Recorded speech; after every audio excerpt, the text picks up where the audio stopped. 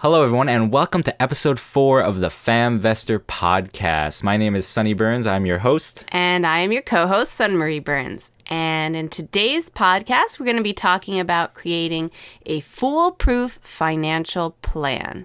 Something to help you along the way with budgeting, planning, and getting inspired about preparing for your future. Right, and it's not going to be generic advice. We're going to go into very actionable steps you can take. We're going to go over our own story of how we saved $75,000 in just 2 years' time. And that was off, a school teacher's budget and a government employee's budget. And, just $50K each, we were able to save $75,000 in 2 years. And we're going to give you a lot more tips than just that. We're going to go over FINJA, the Financial Independence Spreadsheet, or just the financial management tool. And it's all done in one page. It's a very simple spreadsheet that really changed our lives and changed the lives of many people who've used it. A lot of people have been raving about it. It's a great tool. Anyway, before we get too far into it, I just want to announce some progress we've had in the last week since launching the podcast. We've had over 200 downloads now and 20 reviews on iTunes, which is really cool. Thank you so much, everyone who's taken the time to leave us a review. It really does help us to get the show more noticed and promote the show and get other listeners listening to the show and really gaining all this valuable content. So just want to give a quick shout out to some of our reviewers. We had Marcin, Miwa, Greg, Alan Becker, Rocky from Richer Soul, Kuni Nishimura, Victor Quesada, Sungho, Triun, Mia. All those people, thank you so much for taking the time to leave us a review. Like I said, it really does help us, and if others can do the same, we'd really appreciate it.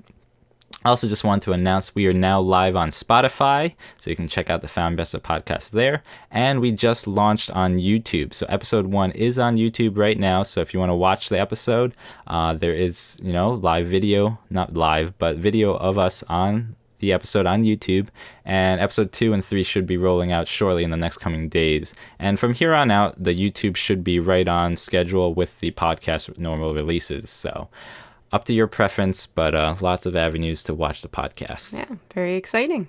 Yeah, so without further ado, let's get on with the show. Let's go. You're listening to the FamVestor podcast. If you're looking to raise your family with intention, gain financial independence, and live a life of true freedom, you're in the right place. Join us as we explore together how to create thriving families, because strong families are the cornerstone for a world at peace.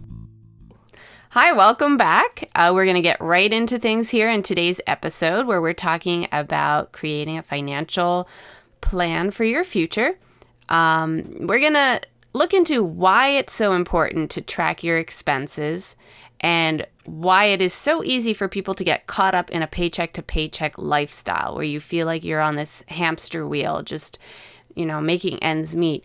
So we're going to talk a little bit about what constitutes that paycheck-to-paycheck trap and how you can get yourself out of it by changing the way you think and making a few adjustments to your financial planning. Sunny's actually got a really great financial illustration to share with you to kind of hit home as to how easy it is to lose track of your finances and get stuck in paycheck to paycheck mentality. So he's going to share that story with you, and then we will go forward with that on some of our financial tips. Right. So this is one of my favorite examples, actually. I think it really illustrates so clearly why it's so important to track your expenses and why, it's so easy to live paycheck to paycheck, essentially.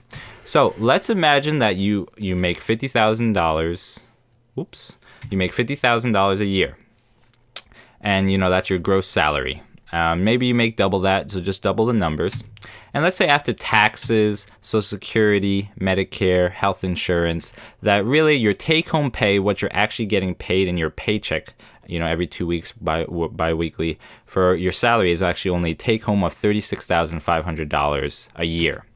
And, there's 365 days in a year, so you take that 36,500, divide that by 365 days in a year, and so you're paid $100 a day.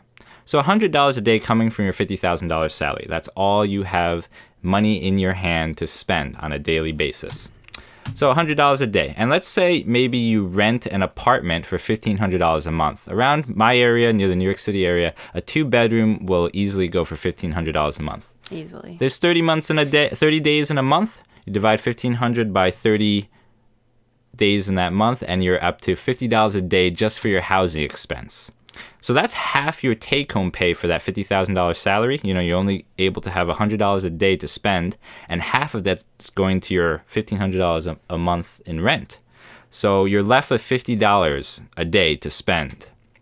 But you have other expenses, being a new worker. Maybe you get up early and you go to Dunkin' Donuts to grab breakfast for $5. And maybe you get lunch for $5. And maybe you get dinner for $10.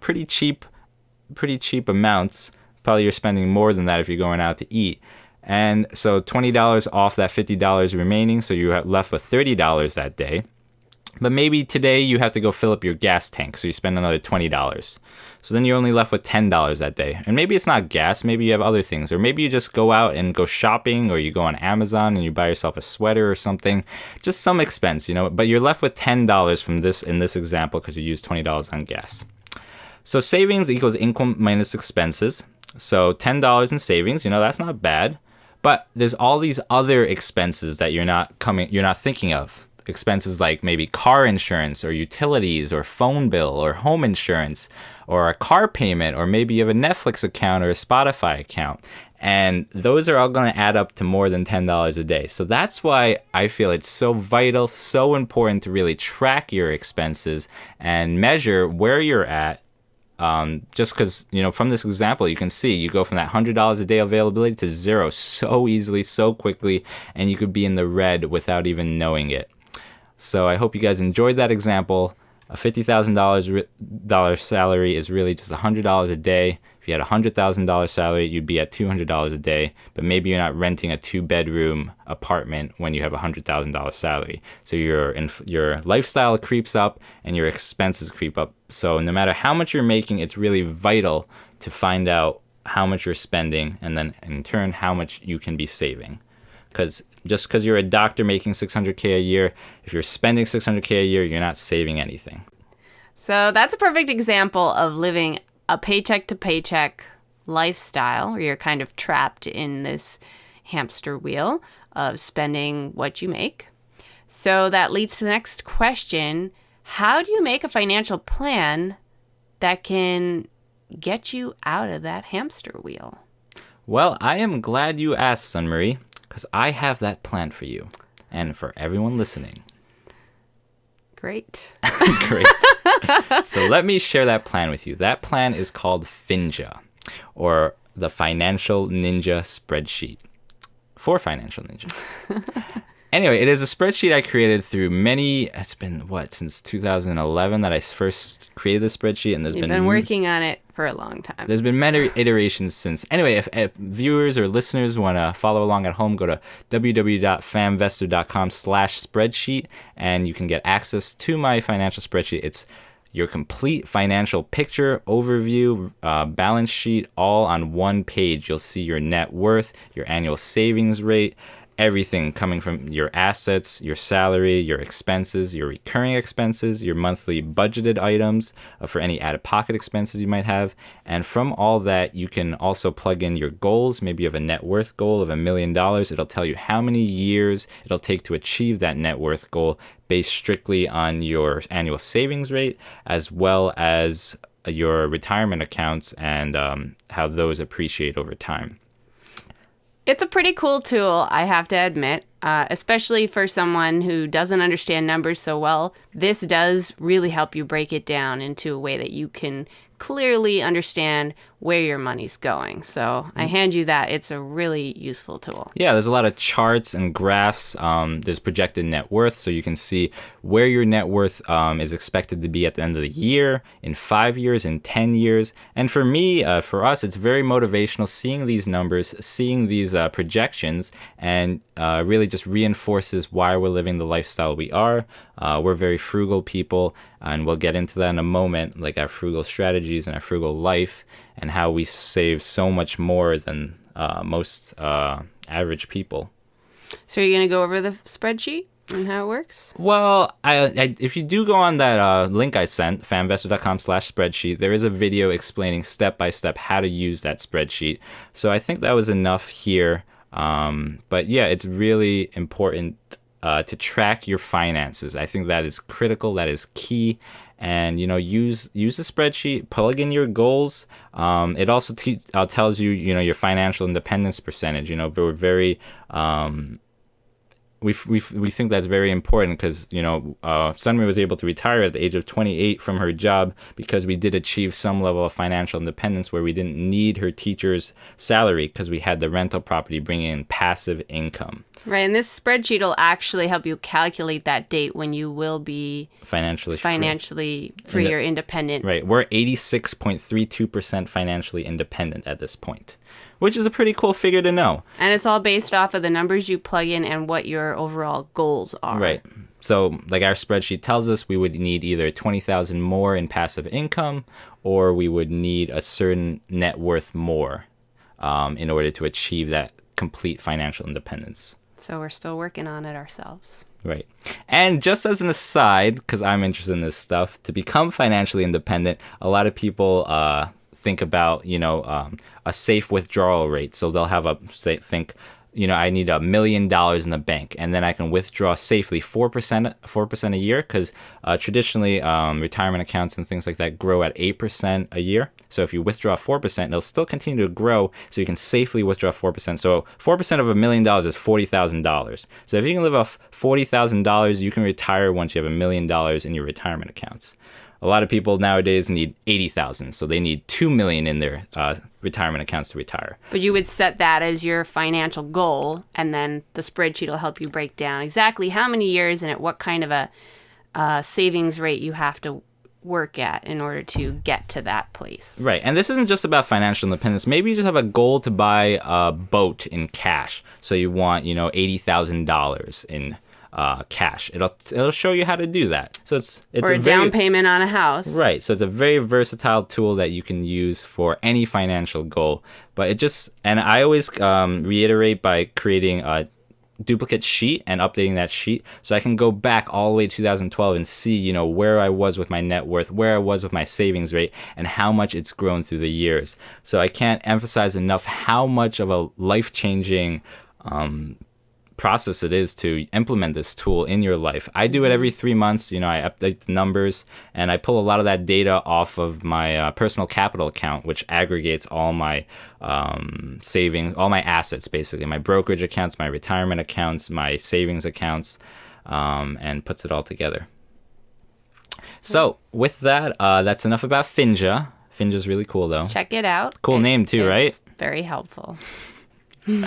And with that, we want to go into those actionable tips of how we bought our freedom. So we like to emphasize, we don't care so much about things. Of course, things are nice. Everyone loves things, but really, more than things, we want to buy our freedom. Freedom and the time to do what we want to do.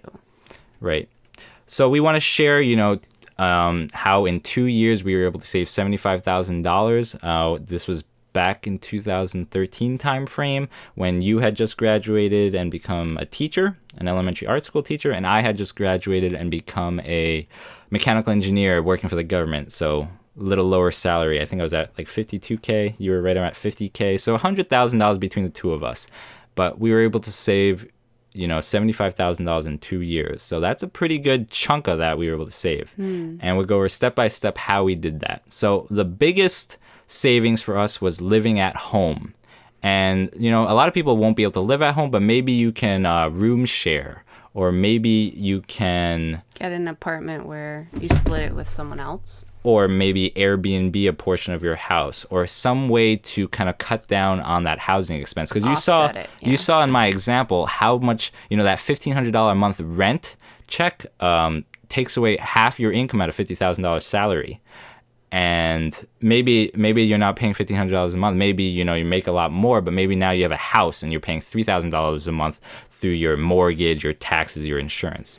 Anyway, enough about that. So we lived at home, and we paid my parents $500 a month for a little bedroom that they had in their house.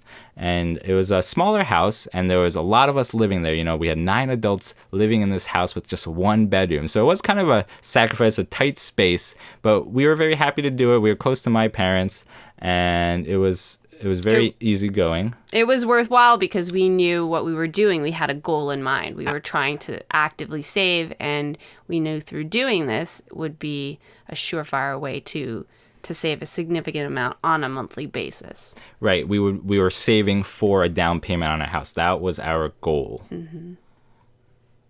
So, second tip was pack our own lunches to work. And this is something I still do today. Today I had carrots and hummus and your leftovers. It could be a little bit of time-consuming, bit of a drag, but at the same token, you'll probably be eating better, healthier, as well as saving a ton of money. Money that goes towards food bought out, prepared foods, is a lot of money on the daily. Right. And you say it takes time to prepare the foods, but honestly, it takes a lot more time to travel to an eating destination if you don't have a cafeteria at your work facility. So actually, I save a lot of time by eating at my desk, and a lot of the time I'm running at lunch because I like to fit in my exercise routine at work instead of taking time away from the family when I come home. So it actually saves me a lot of time. So that's second tip, pack your own lunches to work. It really is a significant expense. And then another huge tip was to live off a cash budget. And at the time, we only allocated ourselves $450 a month cash for all out-of-pocket expenses. So at the beginning of the month, we would withdraw from the ATM $900. Sunmarie would get $450, I would get $450, and that's all we were able to spend for any out-of-pocket expense for that month. So out-of-pocket expenses would be groceries, would be gasoline, would be, what else would be, toys, gifts, food out, entertainment, anything like that. Anything recurring was not part of this. Recurring things that were paid, with like cell phone bills, internet, car insurance payments, things like that were not included. That was tracked through FINJA in the recurring expenses column, but we allocated $450 for anything out of pocket. Daily living expenses, and doing it in cash versus just having that as your budget.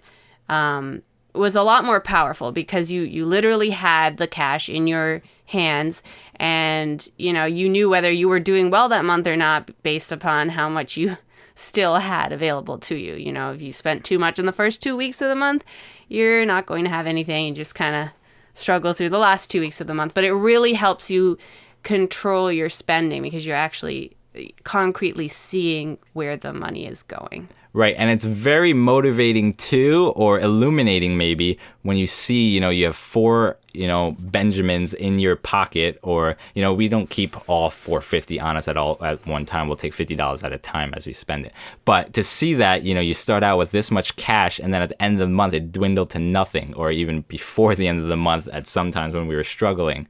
And you think like $450, that's a lot of money. What are you going to be spending it on? But I challenge you, do this for 1 month. It will change your life. It will change your financial habits.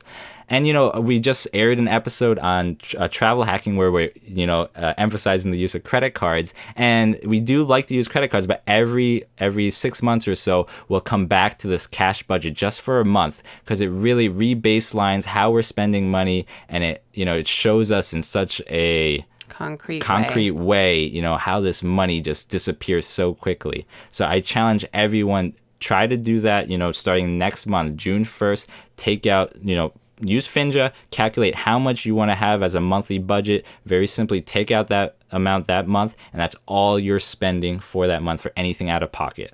And it's a great thing to do periodically throughout your life, as Sunny said. Do it once, get an idea, but certainly do it again in half a year from now, just to kind of reset yourself and make sure you're not spending more than you should be or need to be.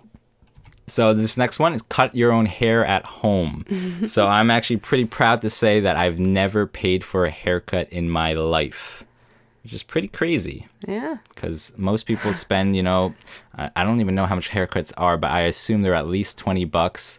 And you got to think, let's say $25. And $25, and you do it twice a week. I try to cut my hair. Or twice a month.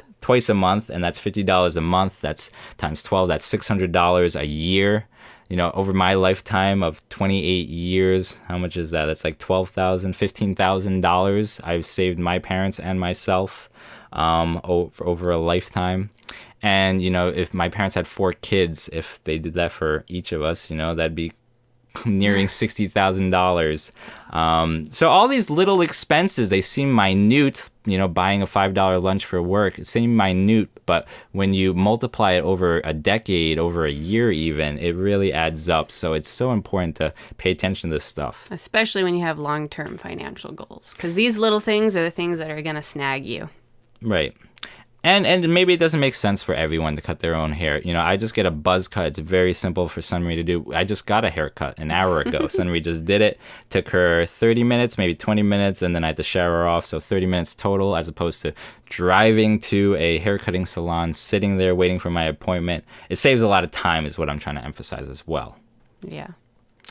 So, cutting your own hair at home. I got to do an episode on time saving because I think I'm very good at that. You are good at that. Everyone's always asking, how do you have time to do all this? How do you have time to run? How do you have time to run a podcast, run a blog, do real estate investing, run meetups? And so I got to do a time episode.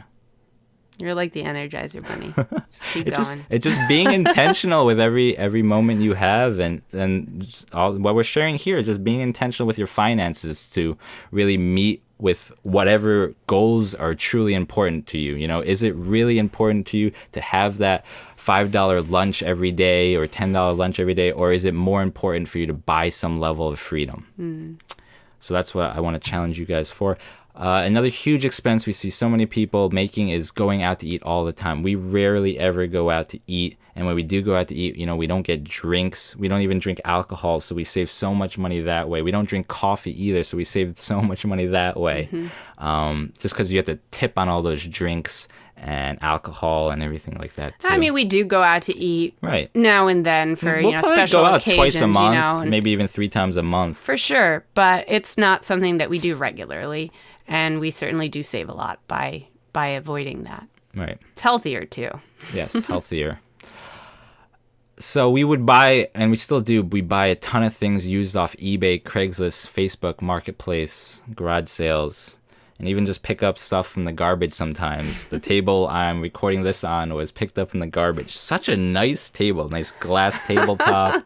If you guys are subscribing to my YouTube channel, we picked up that butcher block kotatsu. It was a regular dining room table that I converted to a kotatsu table.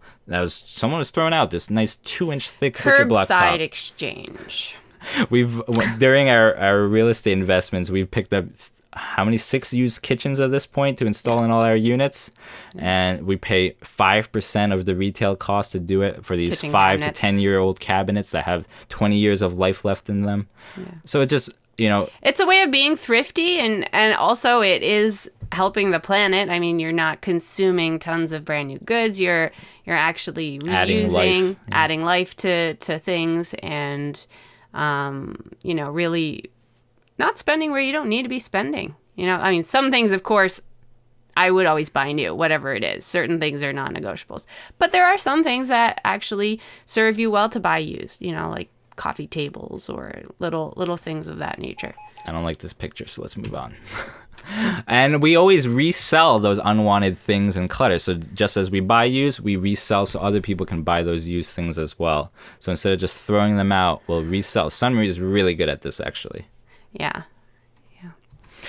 We don't pay for cable TV. We don't even own a TV. That's an expense that a lot of people can quickly and easily do without. The average person spends 5 hours a day average American spends 5 hours a day watching TV, which to me is just insane. That's how I make up a lot of that time, because Think of all the things you could be doing if you had an extra 5 hours a day in your life. Recording a podcast. Get rid of the TV and you'll have it. But it is true. Getting rid of TV really does save you a lot of wasted time that isn't going to come back, and when you spend it on TV, you're not really gaining anything from it. You're just kind of whittling away time that could have been spent much more efficiently and for better things. For those watching this, that's a little picture of Valen in the beach of Alaska. Kodiak Island. Yeah, that was a cool place. Wildlife Reserve. Okay, and I mentioned this, we don't drink alcohol or coffee, huge savings, and as we mentioned in our travel hacking post, we travel for free or cheap via travel hacking, and we don't go for those tourist traps. We like to immerse ourselves in wherever place we are through either hiking or, yeah, really just try to get in with the locals and do what they want to do, do what they do in that area. We don't go for those high ticket price tourist traps. Yeah. And so our cell phone service, this is how we save a lot of money as well. I know a lot of people with, the better services. We have T-Mobile, and we're only paying $20 a month each for our cell phone service because we have an unlimited family plan of 9 people now. So we're able to reduce that significantly. And a lot of people, that is a big recurring expense, and a lot of the other carriers actually charge a lot of money for it. So this is a pretty good deal through Right. T-Mobile, and it's, I know a lot of couples who spend $100 a month, Yeah. and we're only spending 40% of that. Yeah. And then we buy, reliable used cars. We've had these cars since like 2013. We bought you a Honda Fit for $3,000. That was a 09 Honda Fit. I don't think anything's gone wrong with it. Right. We replaced the battery and the tires. And that's about it. And same for my car. I have a Toyota Yaris 2009 as well with roll-up windows. I bought for $5,000. And they both each had like 50,000 miles on them. And they've lasted these last, 6 years with no issues, just basic maintenance, oil changes, a battery for you, but nothing else. And for our last point, it's just we didn't collect massive amounts of student debt. We know so many people these days who are graduating with 6 figures in student loan debt, and it's kind of insane, to be starting off Saddle off your life with that much debt. Yeah, It's very hard to get out of that. So, we both targeted colleges that were going to give us huge scholarships. And if they weren't going to, for me personally, if they weren't going to give me those scholarships, I was going to go to a community college and get it paid for free. And eventually, I got a full scholarship through the DoD Smart Scholarship. And you were pretty much... Yeah, I got a full ride through academic scholarships. Right. So, we just studied hard and we got good grades and we got good scholarships. And we decided we didn't want to dorm because that was going to be an added uncovered expense. I think like $10,000 a year for me. And so we decided to commute. So I commuted via my motorcycle, which was cheaper than car insurance because motorcycle insurance is only $300 a year. I took the public bus. Right. Cheaper than owning my own car and paying for car insurance. Right. And, we worked through college. I was working as a machinist at my college machine shop all throughout my college career. And that was while even taking a 23 credit semester. I was working there. Right. And I worked on and off, too, throughout my college, too, as a tutor and little things here and there to offset some of the living expenses of college. Right. So we started off our lives in a better financial position than most just because we were very intentional about our education choices. Right. Not accruing a large amount of debt before we were making any kind of substantial income. Right. So I hope these tips, can help you, help motivate you to maybe find places where you're spending and you can cut back on. And definitely go back to that FINJA spreadsheet and plug in those numbers. If you're married, sit down with your spouse and go through those numbers. If you're single, go through them yourself. I have many different tabs on the spreadsheet where you can kind of go through and start with a template. Down on the bottom, we have a template for a single person, a family, a blank template, just to start filling things out.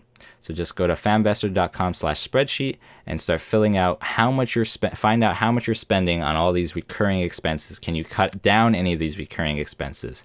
And after the recurring expenses, based off your income, how much you're actually able to spend on a monthly basis for out-of-pocket expenses. Finding that out, you can then create a budget to, up your savings rate. Because maybe your savings rate, you'll find out, is actually negative and you're actually accruing credit card debt or some other form of debt right now. So that's, the biggest takeaway I can share with you today is go to FamVestor.com/spreadsheet and fill out that spreadsheet. Right. So I know we've been kind of going on for a while now about the finances, but there is one last thing I really want to make a point of, and it's what do you do with all the money once you save it? And the best thing you can really do is to fund your retirement accounts, and that's I have a post on my blog, FamVestor.com/Roth, where I explain about the Roth IRA. I go over retirement accounts. So at work, you should have a 401k or a 403b if you're a nonprofit, or a TSP if you work for the government. But basically, these are retirement accounts that you should be funding. A lot of companies will actually fund or match a portion of your contributions towards your retirement account. So my company, U.S. government, matches 5% of the first 5% I put in. So I absolutely, if they're offering you a 100% match, take it, because you're doubling your money instantly. It's like going to Las Vegas and saying, here's $1,000 on red and roulette, and knowing 100% that you're going to have it doubled. That's what you're getting the opportunity of. So who would say no to that? Definitely meet the match of your 401k provider at work. And after that, I tell people to open up a Roth IRA and max that out. You're able to contribute $6,000 a year towards your Roth IRA. I have a very simple 7-step plan to just open your account. It'll take you literally 5 minutes to do. Go to Vanguard.com. Interruption. So I just want to interrupt that wonderful train of thought and with those wonderful action steps with just a disclaimer. I am not a certified financial planner. These are this action plan are just things that I've done myself, and that I've heard countless other financial podcasters and blogs promoting. So do your own research. Everyone's situation is unique to themselves. If you do need someone to hold your hand, contact a financial planner. There's nothing wrong with that. But if you just want to find a low-cost method of investing that has worked for me, worked for others, this is probably a plan that will work for 90% of people who are just kind of starting their working careers. And yeah, so I just want to give you that disclaimer. Again, I'm not a certified financial planner, so do with it what you want. Just giving you an outline of what I've done myself. And I didn't go into the pros and cons of a Roth versus traditional IRA or 401k, but you can look that up on my blog, FamVestor.com/Roth, so feel free to do so. So without further ado, let's get back to the show, and here we go, coming right back in now. 7-step plan to just open your account. It'll take you literally 5 minutes to do. Go to Vanguard.com, open a Roth IRA. You have to put in at least $1,000 via bank deposit, and then purchase just your target year retirement account. So for me, that was VFFVX 2055 target year retirement account. And then I set up automatic deposits, so like $450 a month, $500 a month to meet that $6,000 limit. And then once you have $3,000 in your account, just open up the VFINX Vanguard S&P 500 Index Fund. So that's my 6-step plan to get there. But if you want to view that in detail, go to FamVestor.com/Roth. And once you fully fund your Roth, then start fully funding your 401k. And why a Roth? Well, Roth IRA, so the reason I say to, first meet the match of your employer, get the free money, and then fully fund the Roth to the $6,000 limit, and then fully fund the rest of the 401k. You can fund up to $19,000 a year of your 401k. So that's $25,000 total between your IRA and your 401k. And the reason I say to fund the Roth IRA first, or the IRA first before the 401k, is because it's a lot more flexible than the 401k. You can only ever borrow from your 401k. You can borrow up to $50,000 from your 401k to use on like a house purchase or something like that. With a Roth IRA, anything you put in, you can take out at any point penalty free. But that's what you put in. So you put in $1,000 last year and it grew to $1,500 this year. You can only take out $1,000. You can't take out the full $1,500. You could take out that extra $500 that it gained, but you would get penalized on that. But the $1,000 of contribution basis for a Roth IRA, you can take out at any time.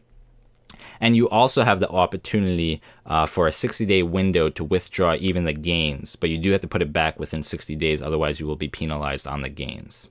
So that's why I really recommend the Roth IRA, because it's almost like, some people don't like me saying this, but you can use it almost as an emergency fund. So for me, thinking about, I just need a place to put this money away and it allow it to grow at 8% interest rate. And in the future, I always thought I'm going to pull it out to use for retirement, for real estate investing. So that was always my plan, and it was an easy way for me to tell myself, I'm not saying goodbye to this money for 60 years as it sits for retirement. I can utilize it should I need to. And I think once a lot of people know that, you can take this money away should you need it, or should you, actually want to buy that fancy car or use it for another investment vehicle, it's a lot easier for people to start contributing towards it. So that's why I like the Roth IRA. Okay.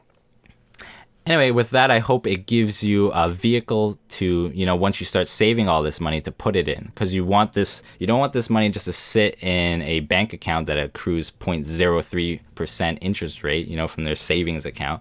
Put it into the stock market through a index fund, like I shared with the target retirement accounts, or through an S&P 500 fund. And to get more details, and I just have really actionable steps on FamVestor.com/Roth. So check that out. So that concludes today's episode. We hope you enjoyed all the tips that we shared and that you could gain some new insight or inspiration on saving for your future. Please join us again for our next episode coming next week. We hope to have you tuning in. Thanks again. Thanks. Bye. Bye. Next time on the FamVestor podcast, we are talking real estate investing. Specifically, how we lived for free using our first house hack and how we used our second house hack to buy our freedom. We're going to go through our real estate journey step by step in a replicable process so that you listeners at home can do the same. I really urge everyone to, when they're looking for their starter home, don't buy a single family house, buy a duplex. It will change your life. So make sure you tune in.